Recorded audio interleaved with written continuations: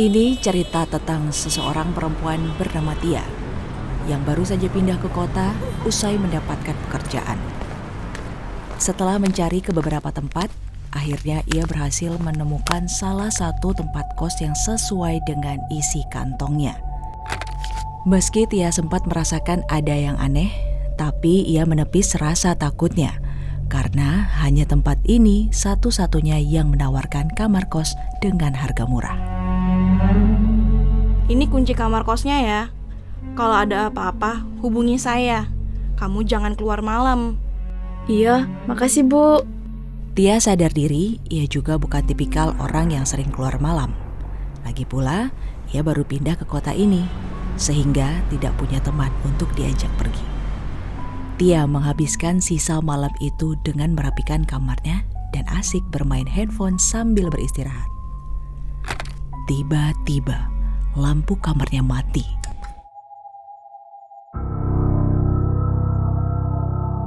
Ia mengira bahwa ini hanya pemadaman listrik sesaat. Namun, lampu tak kunjung menyala. Tia menyalakan senter di HP-nya, ingin keluar menyalakan saklar listrik. Ia kaget saat menangkap sebuah bayangan yang muncul sekilas di dinding kamarnya. Siapa itu? Tidak ada jawaban. Tia mencoba menyenter ke seluruh ruangannya secara brutal. Namun, tetap tidak menemukan siapapun di sana. Tidak lama kemudian, lampu kamarnya kembali menyala. Ia langsung melupakan untuk mengabaikan perasaan khawatirnya. Namun, itu bukan satu-satunya kejadian yang terjadi padanya. Semua hanya permulaan dari beberapa hal yang terjadi di kamar tersebut. Keesokan harinya, ia sempat berkenalan dan ngobrol singkat dengan tetangganya. Kamu penghuni baru ya? Kamu yakin betah di sini? Emangnya ada apa ya, Kak? Jujur, aku baru di sini, jadi nggak tahu apa-apa. Enggak kok, nggak ada apa-apa. Nanya aja. Hati-hati ya. Kalau butuh, ketok aja kamar aku. Tia yang semula merasa biasa saja, mulai kepikiran dengan kalimat "hati-hati ya" dari Rina. Ia mulai berpikir ada rahasia di balik kamarnya. Mungkin apa yang terjadi padanya malam tadi menjadi petunjuk. Jangan takut ya, kamu itu cuma netting aja kok karena pindah ke tempat baru. Pindah merantau ke kota, Tia gak tahu banyak soal tempat barunya dan memutuskan hanya menghabiskan waktu di kamar saja sembari mempersiapkan diri sebelum masuk ke kantor. Tia termasuk orang yang introvert dan lebih memilih menghabiskan waktunya bermain handphone semalaman penuh. Saat dirinya sedang asik bermain handphone, tiba-tiba suara ketukan dengan kencang berbunyi pada pintu lemari kamarnya. Astagfirullah, suara siapa itu? Ia yang kaget dan penasaran langsung menuju ke lemari kamarnya, ingin melihat sumber suara. Sedikit ada perasaan takut. Tia membuka lemarinya dengan cepat dengan sedikit harapan tidak ada apa-apa. Benar saja, kosong. Hanya ada tumpukan baju.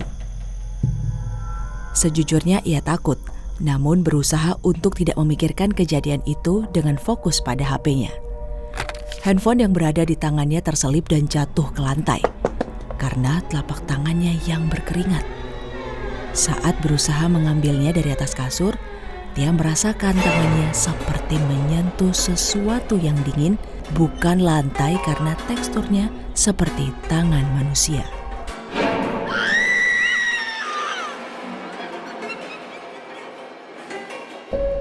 Tubuhnya langsung merinding.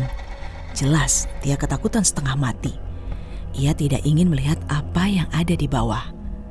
Namun, mau tidak mau, ia harus mengambil handphonenya yang masih tergeletak di lantai.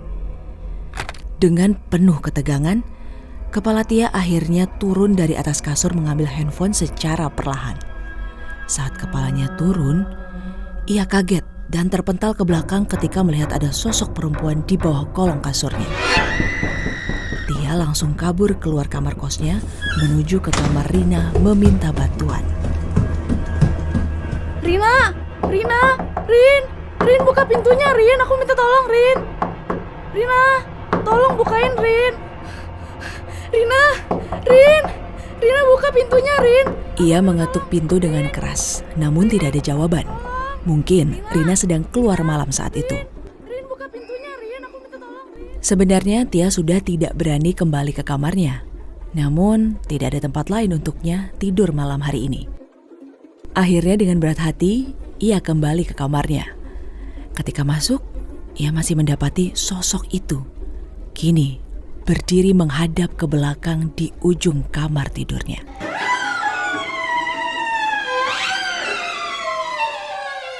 Meski terpaksa dan sekujur tubuhnya merinding, dia tetap memaksakan dirinya tidur di dalam selimut.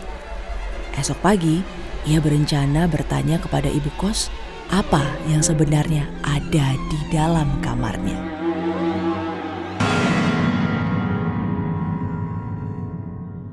Pagi pun datang.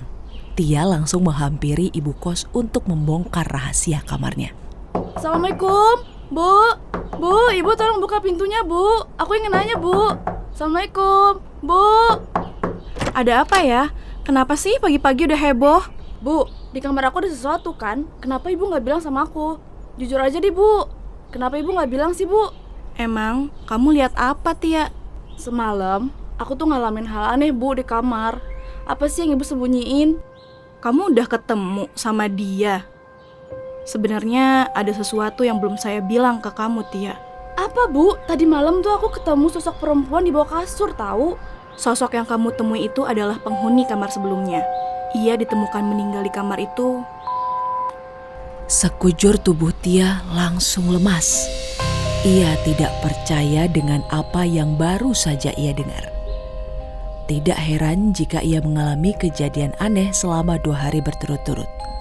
Mungkin itu bentuk ucapan selamat datang dari orang yang sebelumnya tinggal di sana.